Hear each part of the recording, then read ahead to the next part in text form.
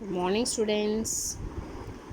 So far we have finished unit 1 prose and poem. No, yes, now new topic, unit 1 supplementary reader. What's the topic? God sees the truth but waits. Leo Tolstoy. Who is the author? Leo Tolstoy. God sees the truth means கடவுளுக்கு எல்லா உண்மையும் தெரியுது, ஆனால் பொறுத்திருந்து எல்லாத்துக்கும் முடிவு சொல்கிறாரு அப்படின்னு சொல்லுவாங்க இல்லையா? S. So what's the story behind it?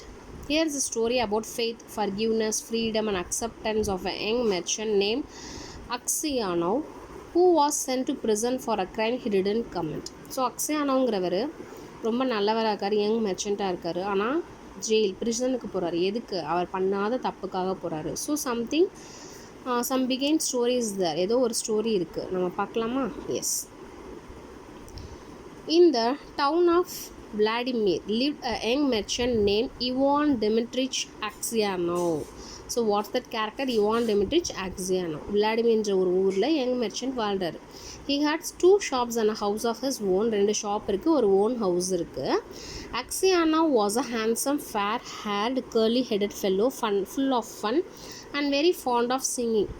அவர் ரொம்ப அழகாக கேர்லி ஹேரோட ரொம்ப ஃபன்னாக, ரொம்ப அவருக்கு பாட்டு பாடினா ரொம்ப பிடிக்குமா, அந்த மாதிரி இருக்கார். When quite a young man, he had been given to drink and was riotous when he had too much, but after he married he gave up drinking except no one. கல்யாணத்துக்கு முன்னாடி ரொம்ப ட்ரங்காக இருந்திருக்காரு, குடிச்சிக்கிட்டு. ஆனால் கல்யாணம் ஆனதுக்கப்புறம் ரொம்ப குடியை ரொம்ப ஸ்டாப் பண்ணிட்டு அப்பப்போ மட்டும் குடிச்சிட்டு இருந்தார். It's a bad habit. No? Yes. One summer, Aksianov was going to the Nizhny fair, and as he bade goodbye to his family, his wife said to him, Ivan Dmitrich, do not start today. I have had a bad dream about you. See, Nizhny fair, ஒரு ஃபேருக்கு போகிறாரு. Business மேனில் அதெல்லாம் எடுத்துகிட்டு போய் வியாபாரம் பண்ண போவாங்க இல்லையா, அதுக்காக கிளம்புற. அவங்க ஒய்ஃப் சொல்கிறாங்க, இன்றைக்கி வேணாம், எனக்கு ஒரு கெட்ட கனவு வந்துச்சு, அதனால் நீங்கள் இன்றைக்கி போகாதீங்க அப்படின்னு சொல்கிறான். Aksianov laughed and said, You are afraid that when I get to the fair, I shall go on a free. நான் போனால் எனக்கு ஏதாச்சும் ஆயிருன்னு பயப்படுறியா அப்படின்னு சிரிச்சுக்கிட்டே கேட்குறாரு. His wife replied, I do not know what I am afraid of. நான் ஏன் பயப்படுறேன்னு எனக்கு தெரியலை. All I know is that I had a bad dream. I dreamt you returned from the town and when you took off your cap, I saw that your hair was quite grey. அப்படின்னா என்ன? நீங்கள் வர்றப்போ உங்கள் gap கழட்டி பார்த்தா உங்கள் முடி வெளுத்துருக்கு. அப்படின்னா எங்கே போயிட்டு ரொம்ப வயசான காலத்தில் தான் திரும்பி வர்றாரு, அந்த மாதிரி ஒரு கனவு. மேபி எங்கேயாச்சும் மாட்டிக்கலாம், எதுலையாச்சும் அடைப்பட்டிருக்கலாம், அந்த மாதிரி. Aksianov laughed. That's a lucky sign, said he. அது ரொம்ப நல்ல ஒரு நல்ல கனவு அப்படின்னு சொல்கிறார். If I don't sell out all my goods and bring you some presents from the fair, அதெல்லாம் நான் விற்றா தான் உங்களுக்கு நல்ல ப்ரெசன்ஸ்லாம் அந்த ஃபேர்லேருந்து நான் உங்களுக்கு வாங்கிட்டு வருவேன்.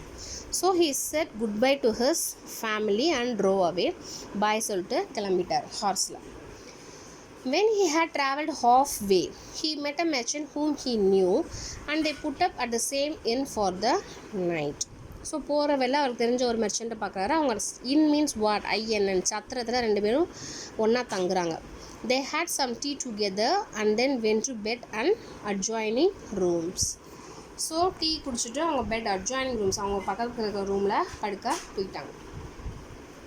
It was not Aksianov's habit to sleep late and wishing to travel while it was still cool, he aroused his driver before dawn and told him to put in the horses. அவருக்கு ரொம்ப நேரம் தூங்கி பழக்கம் இல்லை, அதனால் வெள்ளனமாக எழுந்திரிச்சு அவங்க டிரைவரை எழுப்பி ஹார்ஸை கிளப்பி விடிய காலில் சூரியன் எழுப்புறதுக்கு முன்னாடி கிளம்பி போயிட்டாங்க. Then he made his way across to the landlord of the inn, paid his bill and continued his journey. அந்த ஹோட்டல் அந்த சத்திரத்துக்குரிய ஓனர்கிட்ட பணத்தை கொடுத்துட்டு எவ்வளவோ அந்த இதுக்குரிய கொடுத்துட்டு கிளம்பிட்டாங்க. When he had gone about 25 miles, அங்கேருந்து 25 அந்த சத்திரத்துலேருந்து 25 மைல்ஸ்க்கு தான் move ஆகிருப்பாங்க. He stopped for the horses to be fed. Aksianov rested a while in the passage of the inn. Then he stepped out into the porch and ordering a samovar to be heated, got out his guitar and began to play. So ஒரு இடத்துல அவங்க rest எடுக்கிறாங்க, ஒரு tea கேட்டிருக்காரு, அது வரக்குள்ள guitar எடுத்து play பண்ணிட்டுருக்காரு. அவருக்கு சாங்லாம் ரொம்ப பிடிக்கும் இல்லையா, அதனால ரெஸ்ட் எடுத்துக்கிட்டு இருக்காங்க. குதிரைக்கும் ரெஸ்ட் விட்டுருக்காரு. Suddenly a trochia, trochiana 3 குதிரை சாத்திர வண்டி, drove up with Tinkling bells and an official alighted, followed by 2 soldiers. He came to Akshayana and began to question him, asking him who he was and whence he came. Akshayana answered him fully and said, "Won't you have some tea with me?" வண்டியிலேருந்து வந்தவங்க 2 soldiers இறங்கி வராங்க. Question கேட்க ஆரம்பிக்கிறாங்க. நீங்கள் வந்து நேற்று night எங்கே இருந்த, நான் என்ன பண்ணிகிட்டு இருந்தேன், அந்த மாதிரினோடனே இவர் Akshayana கேட்குறேன், என் கூட ஒரு டீ குடிக்கிறீங்களா அப்படின்னு சொல்லிட்டு. But the official went on cross-questioning him and asking him, "Where did you spend last night?" எங்கே படுத்திருந்த? "Were you alone or with the fellow merchant?" உன் கூட அந்த fellow merchant எங்கே, நீ மட்டும் வந்திருக்க?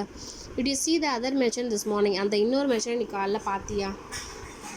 "Why did you leave the inn before dawn?" நீ ஏன் விடியறதுக்கு முன்னாடியே அந்த சத்திரத்தை விட்டு கிளம்புனா? இவ்வளோ கொஷின்ஸும் நெக்ஸ்ட் கேட்டுக்கிட்டே இருக்காங்க. The soldiers shoot the questions. Akshayana wondered why he was asked all these questions, but he described all that had happened and then added, "Why do you cross-question me as if I were a thief or a robber? I am traveling on business of my own and there is no need to question me." நீங்கள் எதுக்கு அடுத்தடுத்து எனக்கு question கேட்டே இருக்கீங்க? நான் திருடனா இல்லை வழிபோக்கனா? நான் இந்த மாதிரி பிஸ்னஸ்க்கு விற்கிறதுக்காக போய்கிட்டு இருக்கேன், என்கிட்ட இதுக்கு இவ்வளோ கொஷின்ஸ் கேட்குறீங்க அப்படின்னு கேட்குறாரு. Then the official, calling the soldiers, said, "I am the police officer of this district and I question you because the merchant with whom you spent last night has been found with his throat cut. We must search your things." நீ நேற்று night ஒரு மெர்ச்சன்ட்டோட இருந்த இல்லையா, அவர் கழுத்தறுத்து இறந்துருக்கார், அதனால தான் நான் question பண்ணுறேன், நான் ஒரு போலீஸ் ஆஃபீஸர், எனக்கு பதில் சொல்லு அப்படின்னு சொல்லி சொல்கிறாரு. ஸோ நேற்று ஒருத்தர் வழியில் மெர்ச்சன்ட் மீட் பண்ணார் இல்லையா, ஒரே சத்திரத்தில் தங்கினாங்களே, அந்த மெர்ச்சன்ட் இறந்து கிடக்கார் கழுத்தறுபட்டு. They entered the house. The soldier and the police officer unstrapped Akshayana's luggage and searched it. Suddenly the officer drew a knife out of a bag, crying, "Whose knife is this?" பேக்கை வந்து பிரித்து பார்க்குறாங்க, அதில் ஒரு knife கிடக்கு. யார் knife அப்படின்னு கேட்குறாரு. Akshayana looked and seeing a blood stained knife taken from his bag, he was frightened. How is it there is blood on his knife? அந்த ரத்தம் வடிகிற கத்தியை பார்த்து Akshayana மறந்துட்டார். நம்ம பேக்கில் இந்த கத்தி எப்படி வந்துச்சு, அதுவும் ரத்தத்தோடு இருக்கே அப்படின்னு பயந்துட்டார். Akshayana tried to answer but could hardly utter a word and only stammered. திடீர்னு நம்ம தப்பே செய்யாமல் ஒரு கத்தி எடுக்கிறாங்கன்னா நம்மளுக்கு எப்படி இருக்கும்? ஸ்டாமர்ட் அப்படின்னு நடுங்கிறார். அவர் குரல ஒரு நடுக்கம் வந்துருச்சு. "I don't know, not mine." Then the police officer said, "This morning the merchant was found in bed with the throat cut. You are the only person who could have done it. The house was locked from inside and no one else was there. Here is the blood-stained knife in your bag and your face and manner betrayed. Tell me how you killed him and how much money you stole."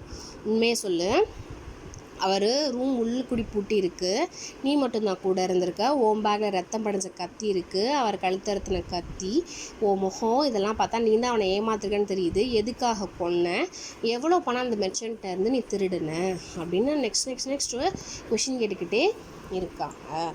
ஓகேம்மா, next week we have to continue the lesson. Okay, thank you students.